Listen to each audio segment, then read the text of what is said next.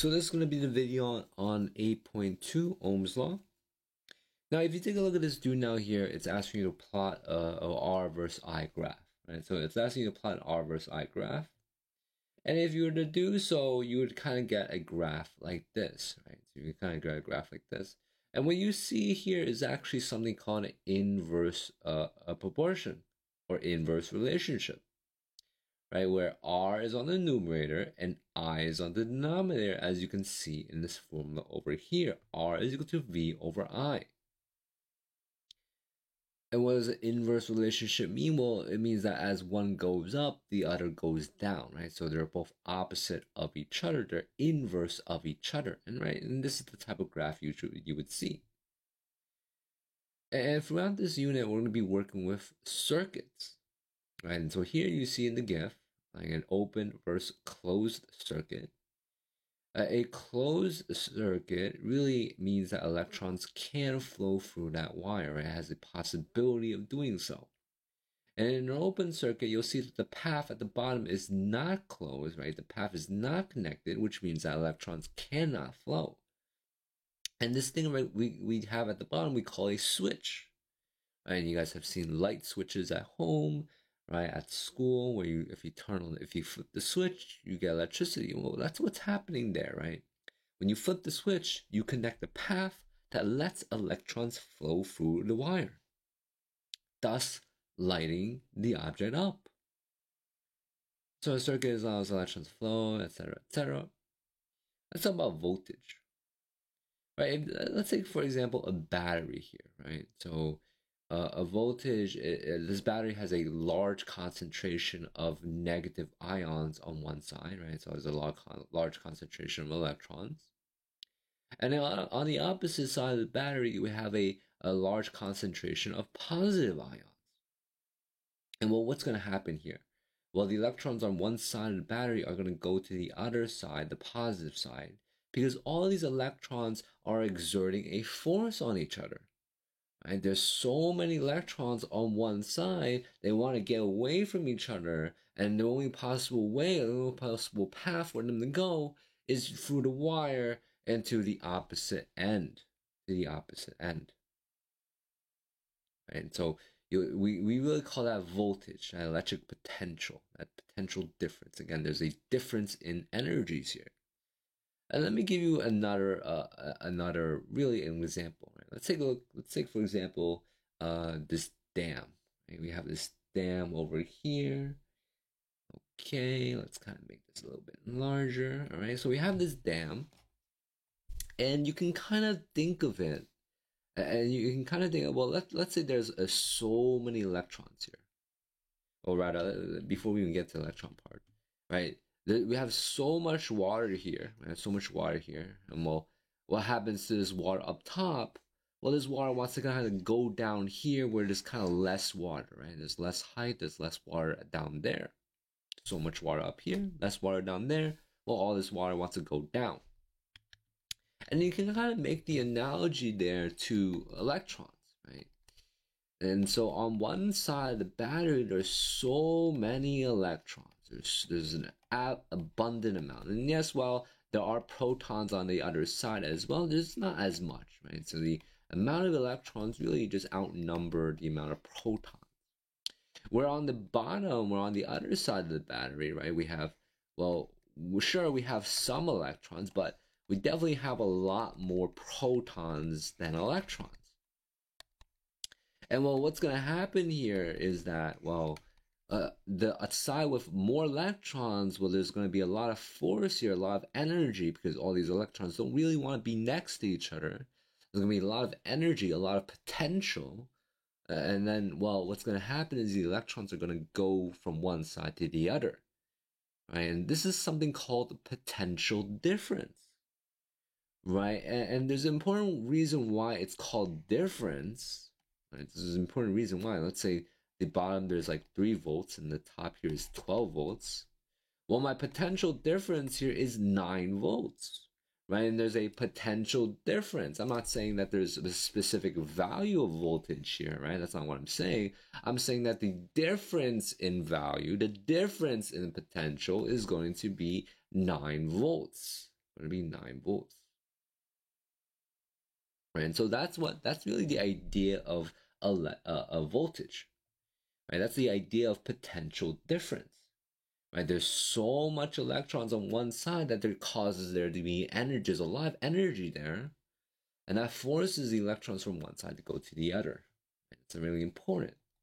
And so that's really what batteries do. Now let's go to something called electric current. We talked about electric current in 8.1. So electric current is the flow of electrons through a wire, right? So how fast they go through a wire. Remember, the formula for electric current is the charge over the time. Right, so there's a rate at which electrons go through a wire, and that's really just electric current. And resistance, right? And really, you can just take resistance in terms of electrical resistance, in terms of electricity, is easier to understand if I kind of just make this analogy again to water. Let's take a look at the bottom left image, right? Where you have a water pump, and you have this pipe, and then on the bottom of this pipe, you see sand. Well, what does the sand do to the water current that's going through the pipe? Well, it's reducing the amount of space the water can go through, thus reducing the water current, right? There's not as much water is going to go through at any given point in time because, well, now you've introduced sand into the pipe, and now you're obstructing the water, and so it's going to go through at a slower pace. So you're going to decrease the current. And well, if you kind of think about that in terms of electricity, if you take a look at the GIF on the right here, well, we have a resistor. Again, a resistor is really just any appliance, any electrical appliance. Like, for example, the microphone that I'm speaking through right now, or the game you're playing, or your computer, or your phone. Well, atoms exist in that phone, in whatever thing you're running electricity through. And well, what happens as you run electrons through that resistor? Well, you have atoms in this resistor, and these atoms kind of block the flow of electrons. You see that the electrons in the wire kind of flow through in a straight line, but once the electrons go into a resistor, you see these electrons kind of have to go through each of these atoms, right? They have to go through each of these atoms, kind of zigzag their way out. And the resistor causes there to be a resistance to electric current, to electron flow, right? It's the resistance to electron flow, and that's really just in the wording itself. And resistance is measured in ohms, right? Ohms, or that symbol there, omega. Omega.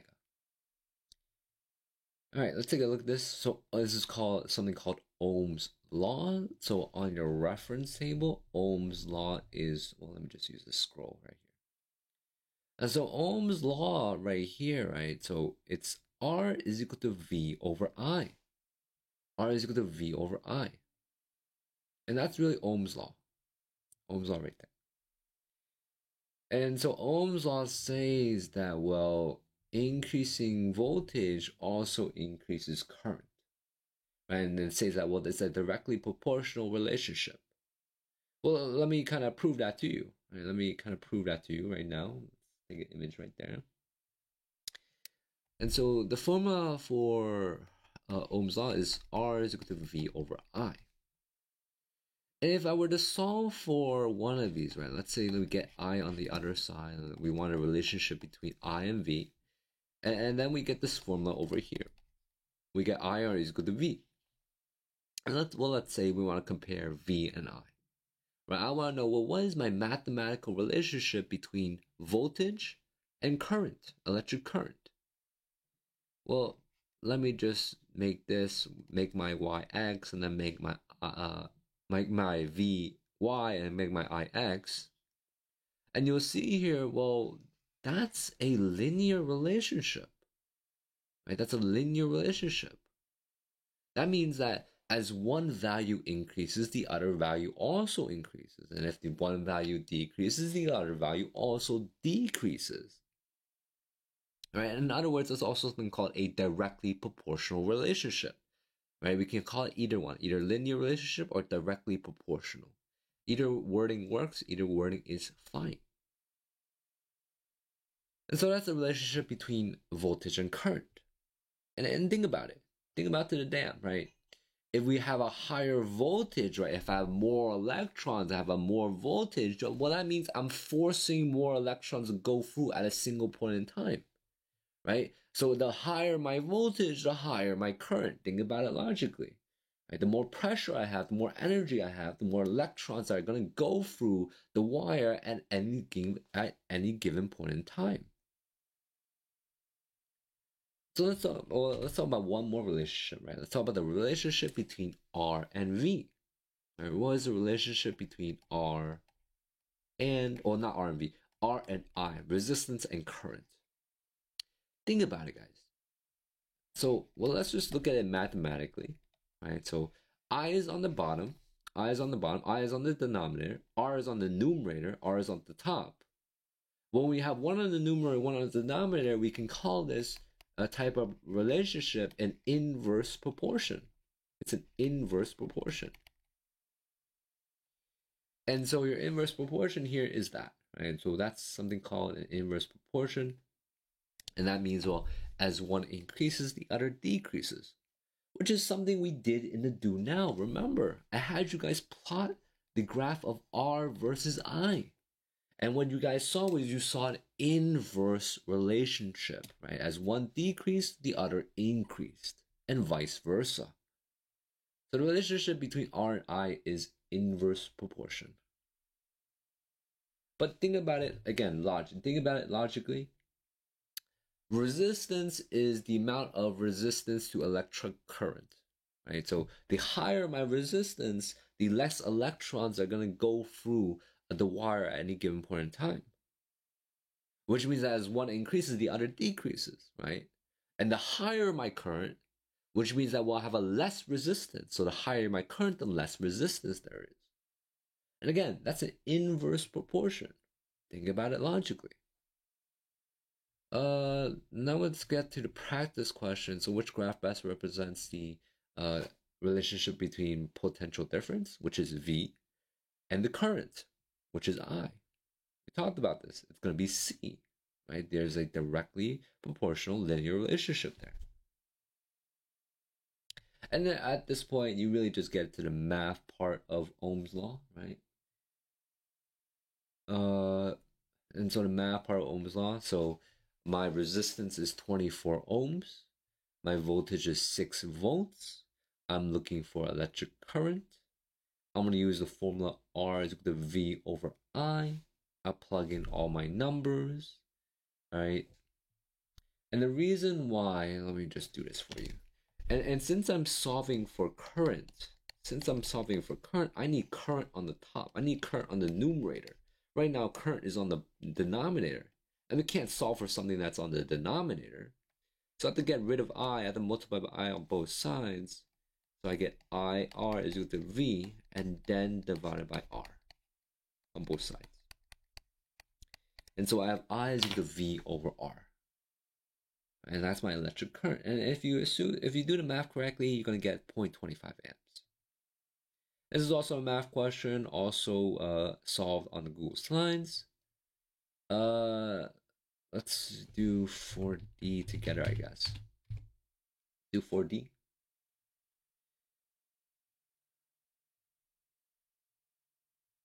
So 4D says you have 2 meter length of copper wire. Sure, you can write this, but it's not important right now. You have a potential difference of 24 millivolts, right? So you can really just think of that as a battery, right? Something is supplying a energy, right? Voltage source, and its voltage source is 24 milliamps. And the current running through this wire is 0.4 amperes, 0.4 amperes. And the same copper wire at the same temperature is then connected across a potential difference of 48 millivolts. So in the second situation, you connect it to a second power source, and the second power source has a voltage of 48 millivolts. And they want to know, well, since this voltage is now 48 millivolts, well, what is my new current? But again, V and I are directly proportional. They're directly proportional.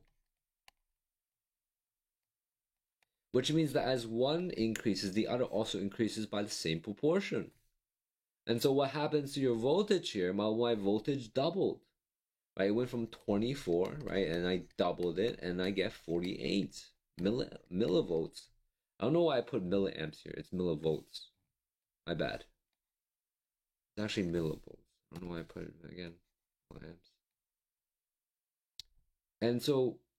And now, well, what happens to my current? Well, since voltage and current are directly proportional, that means that if I'm doubling my voltage here, I'm also doubling my current. All right? And that's really it. And then 4E is just plug in and solve again, right? You're gonna pick a value on the line, and then really just gonna solve for resistance, okay? And that's that.